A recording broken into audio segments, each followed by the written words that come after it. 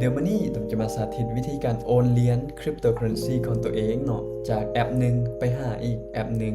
ซึ่งเราจะมีวิธีการอย่างไรเดี๋ยวเราไปเบิ่งนำกันเลยคลิปวิดีโอนี้สนับสนุนโดย OKX OKX เป็นแพลตฟอร์มเทรดที่น่าเชื่อถือระดับโลกและมีผู้ใช้หลายล้านคน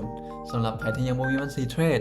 สามารถสมัครด้านลุ่มของดมได้เลยซึ่งจะได้รับส่วนลด 20% ตลอดชีวิตในการเทรดเลยซึ่ง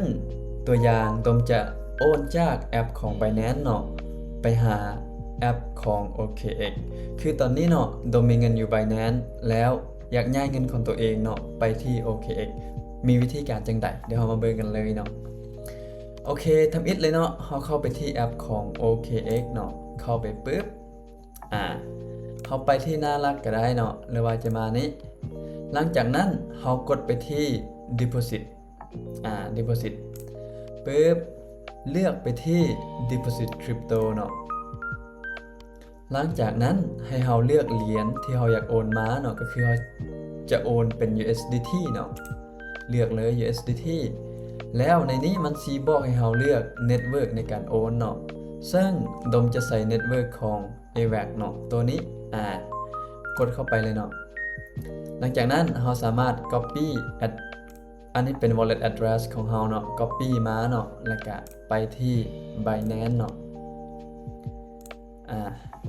ซึ่งหน้าหลักของ Binance มันก็จะเป็นประมาณนี้เนาะหลังจากนั้นเราไปที่ wallet ซึ่งในนี้มันจะมีคำว่า deposit กับ withdraw เนาะกรณีถ้าเราอยากโอนออกไปบอนอื่นเราต้องกดไปที่ withdraw เนาะกดไปเลยหลังจากนั้นให้เรากดไปที่ withdraw ที่แปลว่าถอนด้านลุ่มนี่เลยเนาะ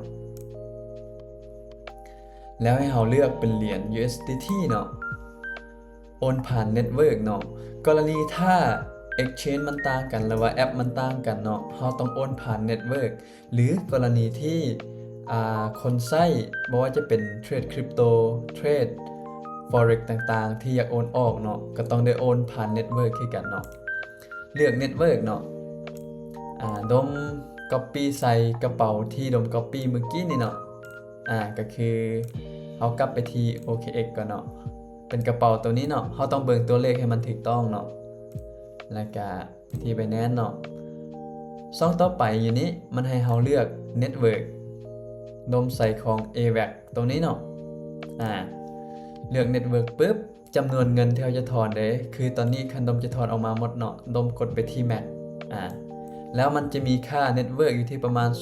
0.21 เซนต์หรือว่า 0.21 USDT เนาะค่า Network น้อยเดียวเนาะในการโอนหลังจากที่ข้อมูลทุกอย่างถูกต้องหมดเรียบร้อยแล้วเรากดไปที่ withdraw เลยเนาะมันสิออกมาหน้านี้หลังจากนั้นเรากดไปที่ confirm passkey เนาะมันให้เราสแกนหน้าหรือว่าเราจะสามารถมันจะมีให้ใส่ทั้ง 2FA และก็จะมีให้ใส่ทั้งอีเมลรหัสอีเมลเนาะคือ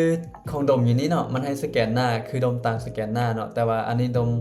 อัดอยู่คอมเนาะมันให้สแกนลายนิ้วมือแทนเนาะก็สามารถใช้สแกนลายนิ้วมือได้เลยเนาะแล้วมันก็สิมาหน้านี้เนาะสำหรับไผที่บ่ได้ตั้งค่าเนาะเมื่อที่ไปฮอดหน้านั้น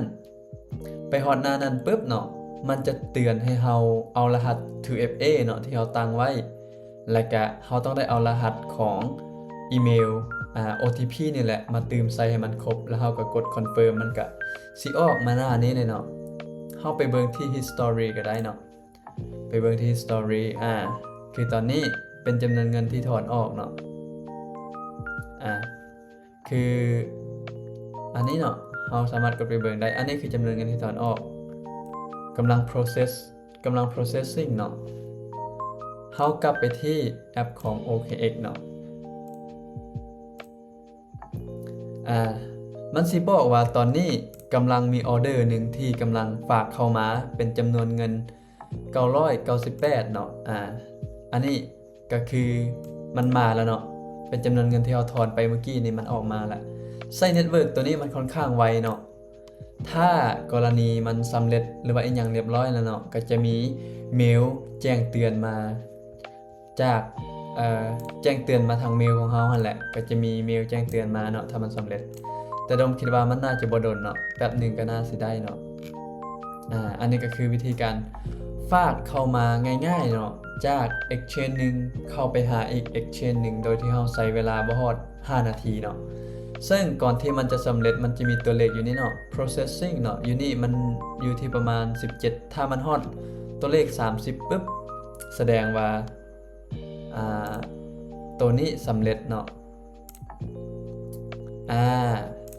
ตอนนี้เนาะแสดงว่าเงินได้เข้าไปแล้วเนาะเงินเข้ากระเป๋าของเราเรียบร้อยแล้วเนาะแล้วก็มันก็บอกว่า confirm receipt เรียบร้อยแล้วเนาะเฮากลับไปที่ Binance เนาะบัดนี้เข้ามาเบิ่งว่ามันสิว่าจังได๋ปึ๊บ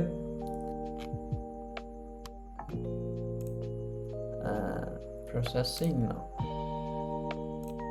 อันนี้ต้องได้ refresh เนาะของ Binance ก็ต้องได้ refresh คือกันBinance ก็บอกว่า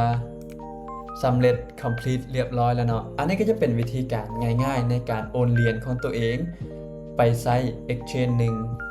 จาก exchange ใดก็ได้เนาะบ่ว่าจะเป็น Binance บ่ว่าจะเป็นBybit หรือว่าบ่ว่าจะเป็น KuCoin เฮาก็สามารถเฮ็ดวิธีเดียวแต่ว่าสิ่งที่เราต้องระวังเนาะก็คือการเบิง wallet address ให้มันถูกต้องเนาะถ้ามันขาดไปตัวใดตัวหนึ่งก็คือเงินของเราก็จะหายไปหมดเนาะอันนี้เป็นข้อควรระวังสำหรับวิดีโอนี้ก็จบเพียงเท่านี้เนาะถ้าคิดว่าวิดีโอนี้มีประโยชน์ก็ฝากกดไลค์กดแชร์เพื่อเป็นกำลังใจให้ดมเด้อแล้วเราเจอกันในวิดีโอต่อไป